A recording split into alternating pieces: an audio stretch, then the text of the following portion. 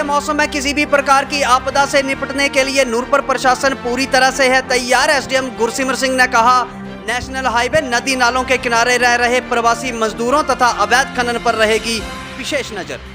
नमस्कार, आप देख रहे हैं आरके हिमाचल न्यूज। मैं रमन राणा हाजिर हूं दिन भर के कुछ ताजा अपडेट के साथ। देश में मानसून का आगमन हो चुका है तथा शुरुआती बरसात के साथ ही प्रशासन तथा सरकार किसी भी प्रकार की आपदा से निपटने के लिए पूरी तरह से तैयार हैं। इस बारे जब नूरपुर एसडीएम से बात की गई तो उन्होंने कहा कि बरसात का मौसम शुरू हो चुका है, ऐसे में नूरपुर प्रशासन किसी भी प्रकार की समस्या से निपटने के लिए अलर्ट मोड पर है। उन्होंने कहा कि इस बार हमारे लिए सबसे बड़ी चुनौती नेशनल हाईवे है, मगर प्रशासन लगातार NHAI तथा विभाग से लगातार संपर्क में है और किसी भी प्रकार की समस्या से निपटने के लिए पूर्णतः तैयार है। कस्बा जसूर के साथ लगती खड्डों में रह रहे प्रवासियों के विषय में उप मंडलाधिकारी ने कहा कि वहां से झोंपड़ियां हटाने संबंधी निर्देश जारी कर दिए गए हैं ताकि किसी भी प्रकार की अप्रिय घटना से बचा जा सके। बावजूद इसके सप्ताह के अंत तक ये भी सुनिश्चित कर लिया जाएगा कि कोई भी व्यक्ति वहां पर ना रहे। उन्होंने बताया कि बरसात के दौरान किसी भी वाहन को खड्ड में घुसकर खनन करने की अनुमति नहीं रहेगी। इससे संबंधित निर्देश भी विभाग को जारी कर दिए गए हैं।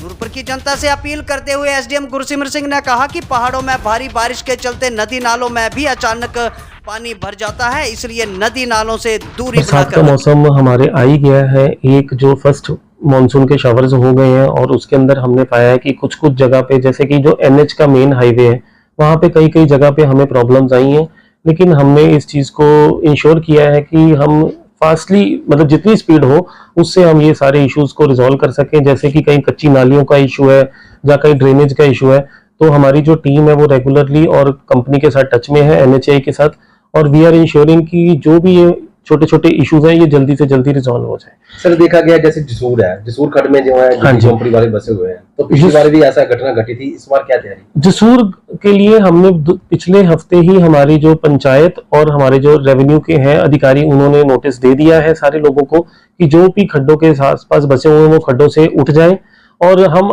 इस हफ्ते फिर एक इंश्योर करेंगे कि वो सारे वहां से खाली हो जाए, ताकि, क्योंकि हमने ये चीज देखी है कि जैसे कि अभी रिसेंट एक ज्वाली में इंसिडेंट हुआ, तो खड्डों में जो पानी आ रहा है उससे एकदम पानी आ जाता है, अगर ऊपर कहीं बरसात होती है तो इंसिडेंट होने के चांसेस हैं। तो इसके लिए हम दोबारा से ये चीज इंश्योर करेंगे कि वहां से लोग उठ जाएं और वो पूरा एरिया खाली हो जाए। और इसके साथ साथ मैं आप सभी लोगों से ये भी रिक्वेस्ट करूंगा कि नदी नालों के पास इस मौसम में मत जाएं। हम ये आए दिन देख रहे हैं कि कोई ना कोई इंसिडेंट हो रहा है रात के टाइम पे, जहाँ कोई ना कोई बंदा नदी नाला क्रॉस कर रहा है। तो आप सभी से ये रिक्वेस्ट है कि जब भी कभी आप वेदर का देखते हैं, कि वेदर नहीं भी देखते, हमें ये है कि अगर ऊपर चंबा साइड बारिश हो रही है या फिर किसी भी एरिया में बारिश हो रही है तो पानी नीचे आता है। तो मेरी आप सभी से रिक्वेस्ट है कि ये एक महीना बिल्कुल ही खड्डों को अवॉइड करें।